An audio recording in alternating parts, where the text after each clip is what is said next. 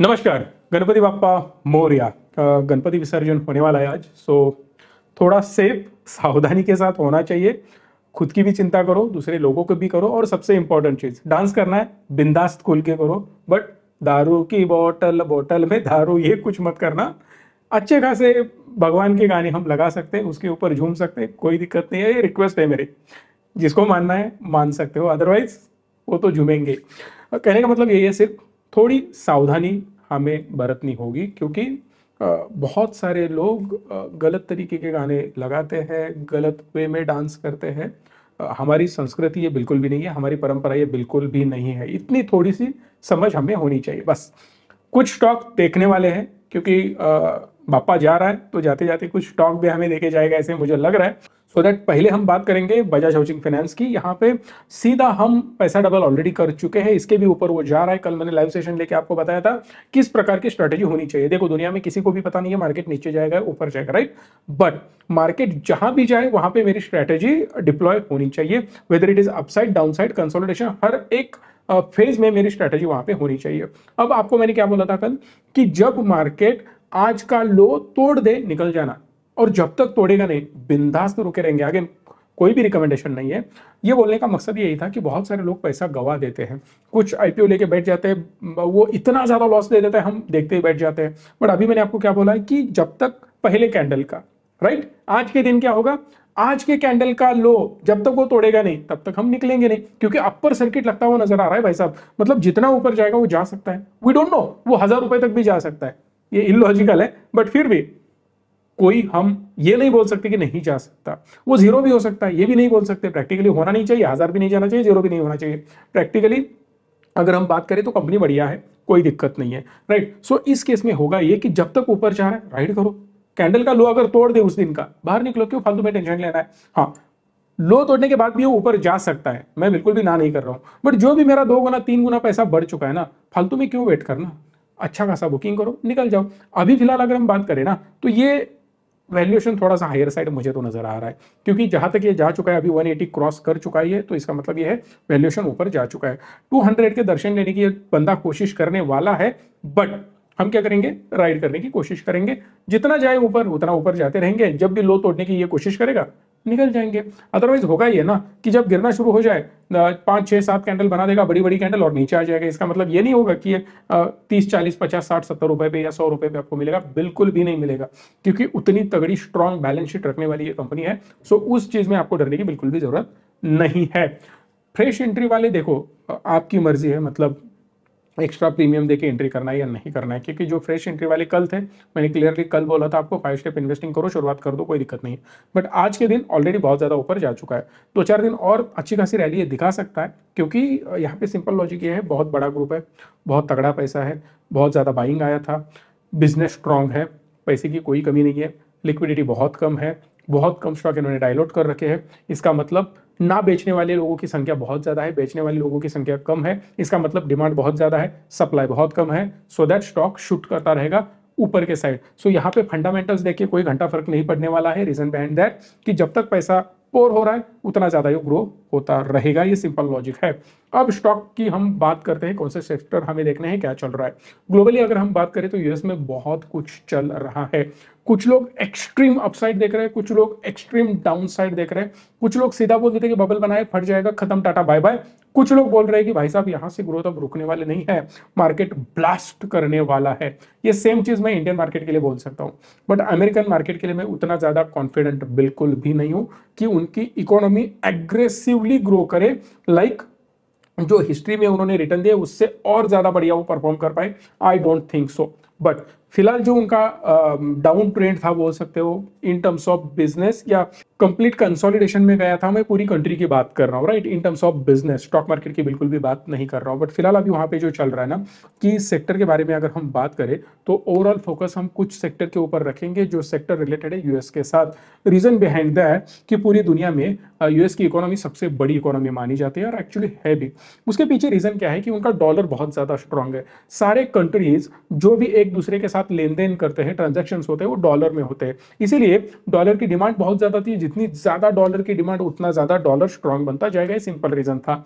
Covid में उन्होंने approximately $5 trillion के आसपास प्रिंटिंग किया था, हमारे इकोनॉमी से भी बहुत ज्यादा प्रिंटिंग नोट छापे थे उन्होंने, उसके बावजूद भी उनका डॉलर वीक नहीं हुआ था। उसका रीजन मैंने डिटेल में एक्सप्लेन किया था, 3 से 4 वीडियो मैंने उस वक्त बनाए थे, बहुत एक्सट्रीम डीप जाके हमने वो बनाए थे। एक बार वो जाके वीडियो देख लेना, पुराने वीडियो, मुझे लगता है 1-2 साल हो गए होंगे उसको। अब बहुत ज्यादा डीप में गया था, एक सीरीज में चला रहा था, बट इतना ज्यादा आपको पसंद नहीं आया, इसीलिए मैंने उसको कंटिन्यू बिल्कुल भी नहीं करा था। अब हो रहा ये कि 17 और 18 को यूएस की फेड की मीटिंग होने वाली है, राइट। तो वहां पे डिस्कशन ये चल रहा है कि रेट कट करने की संभावना है। अगर वो रेट कट कर देते हैं तो पहली चीज मैं ये बता देता हूं कि रेट कट होने के बाद मार्केट सीधा ऊपर जाएगा 5,000, 10,000, 20,000 पॉइंट से, बिल्कुल भी नहीं है। रेट कट हो रहा है इसीलिए मार्केट में अपसाइड मूवमेंट शुरू है। मार्केट फ्यूचर को पहले से डिस्काउंट करना शुरू कर देता है, इसका मतलब जो आगे वाली ग्रोथ अभी से रैली उसकी शुरू हो चुकी है। In terms of rate cut जो भी समझो, एक 20% से मार्केट ऊपर जाने वाला है। एक हाइपोथेटिकल एग्जांपल मैं बोल रहा हूं, कोई भी रिकमेंडेशन नहीं है। फॉर एग्जांपल 20% ऊपर जाने वाला है, तो उसमें से 10-15% की रैली पहले से आ चुकी होती है, क्योंकि बड़े मछलियों को ऑलरेडी पता होता है।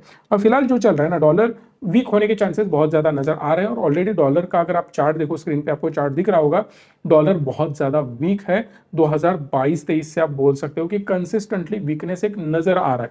उसके पीछे रीजन मैं बता देता हूं, वीक क्यों हो जाता है। अभी फिलहाल अगर इन्होंने रेट कट भी कर दिया और थोड़ा वीक हो सकता है।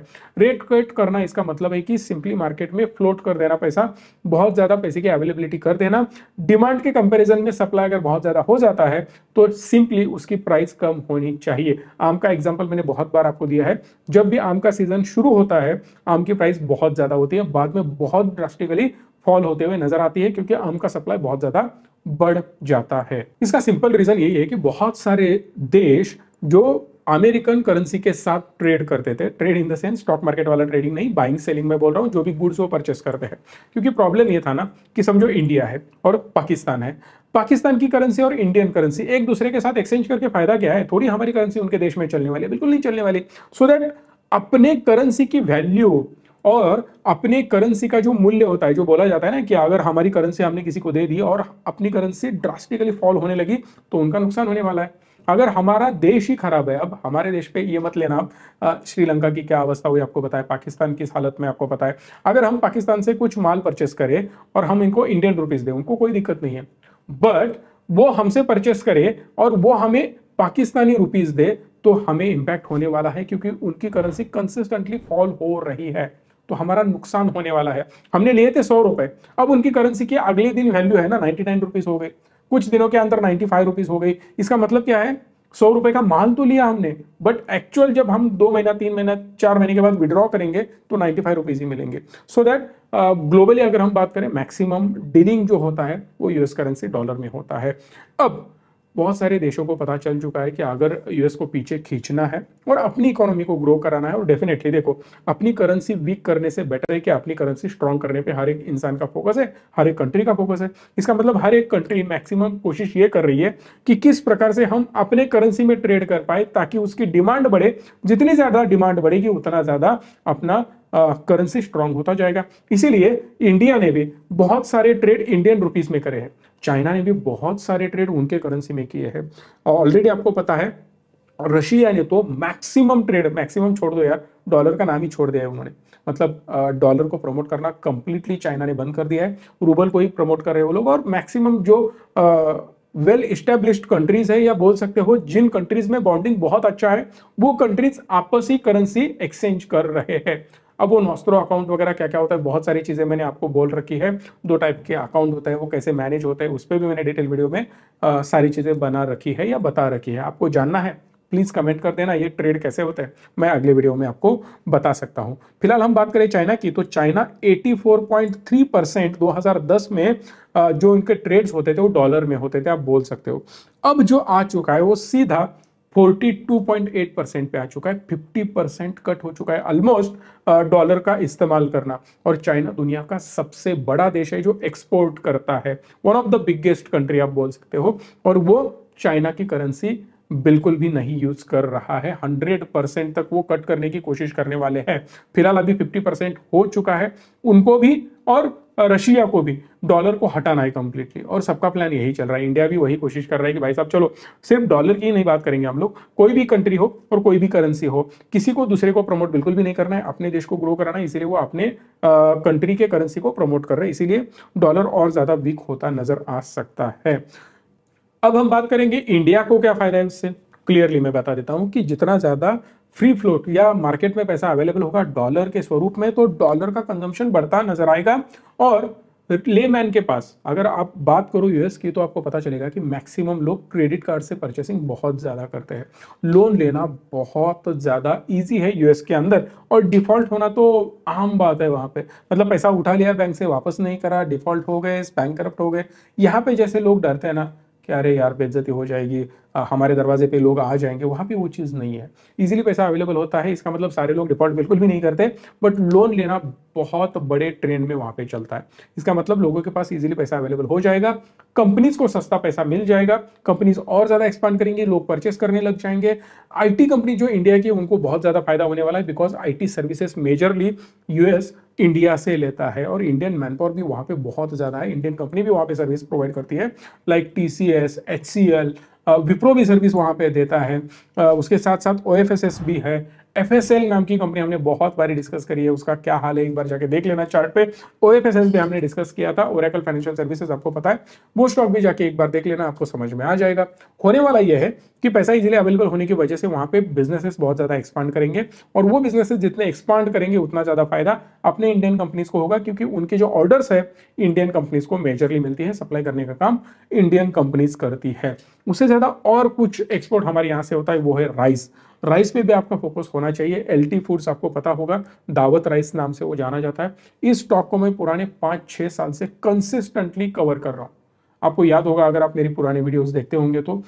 और ये एवरग्रीन स्टॉक है, मैंने बहुत बारी बोला है, मतलब ये बेचने लायक स्टॉक बिल्कुल भी नहीं है। जब तक इनकी बैलेंस शीट स्ट्रांग है तब तक ये स्टॉक स्ट्रांग ही रहेगा और कंसिस्टेंटली ग्रो करता रहेगा, ऐसे मुझे लगता है। आपके ओपिनियंस मुझे बोल सकते हो। शुगर स्टॉक्स है, उसके ऊपर आप फोकस रख सकते हो, जहां पे मल्टीपल स्टॉक्स आप ढूंढ भी सकते हो। केमिकल सेक्टर में बहुत सारे स्टॉक है, जैसे दीपक नाइट्रेट है जो ब्रेकआउट पे आ चुका है। लक्ष्मी केमिकल भी बहुत बार मैंने बोला है आपको, जब तो वो बॉटम में था तब बहुत सारे लोग क्रिटिसाइज कर रहे थे कि ये फिर से ऊपर नहीं जा सकता। अब जाके देख लेना क्या हो रहा है। आरसीएफ बहुत तगड़ा चार्ट है, स्टॉक भी बढ़िया है, एक बार जाके वो भी एक्सप्लोर कर सकते हो। मेटल्स को बहुत अच्छी खासी डिमांड आ जाएगी, जहां पे श्याम मेटालिक्स है, जेएसडब्ल्यू स्टील है, एसएआईएल है, बहुत सारे स्टॉक है। मतलब सेल की भी ग्रोथ अच्छी खासी हमें नजर आ सकती है अगर वहां से डिमांड बहुत ज्यादा बढ़ जाती है तो। सो इस प्रकार के स्टॉक्स हो सकते हैं जिसको आप नजर में रख सकते हो। इवन जुबलेंट फूड को भी आप नजर में रख सकते हो, बहुत सारी एजेंसीज उस पर बाय रेटिंग दे रही है, वो भी एक बार आपको एक्सप्लोर करना चाहिए। वो भी ब्रेकआउट स्टेज पे है। डायरेक्टली एक्सपोर्ट नहीं बोल सकते जुबलेंट फूड को, फिर भी हम कवर कर रहे हैं। बहुत सारे स्टॉक्स हैं जो कि मैंने अभी तक बोले हैं, एक एक स्टॉक आपको जाके देखना है, और उसमें से जो भी आपको बढ़िया लगे और उससे रिलेटेड पेयर कंपैरिजन में जो भी बढ़िया लगे आप एक बार एक्सप्लोर कर सकते हो। अगर आपको हमारी हेल्प चाहिए तो डेफिनेटली हम हेल्प करेंगे, इस नंबर को कॉल करना। इन्वेस्टमेंट की जर्नी अभी आपको शुरू करनी है, ऑफिस ओपनिंग का प्लान कर रहे हैं, अगर आपको हमें मिलना है, हमारे साथ जुटना है, कोल्हापुर में ऑफिस हमारा है, 29 को हम ओपनिंग भी करने वाले हैं उसकी, और आपके साथ इंटरेक्शन भी वहां पे होगा। अगर आपको मुझसे मिलना है तो आ सकते हो। 29 को डिस्क्रिप्शन में फॉर्म है, प्लीज फिलअप कर देना, फिर हमारी टीम आपको कॉल करेगी, आप अटेंड कर सकते हो। क्योंकि जनरली ऐसे ही फॉर्म मत भर देना प्लीज, क्योंकि अगर आपके पास टाइम होगा तभी भर देना, मैं आपको मिलना चाहता हूँ। डिस्क्रिप्शन में फॉर्म है। ऐसे वीडियो को लाइक शेयर और चैनल को सब्सक्राइब कर देना। धन्यवाद। Stay tune and stay positive.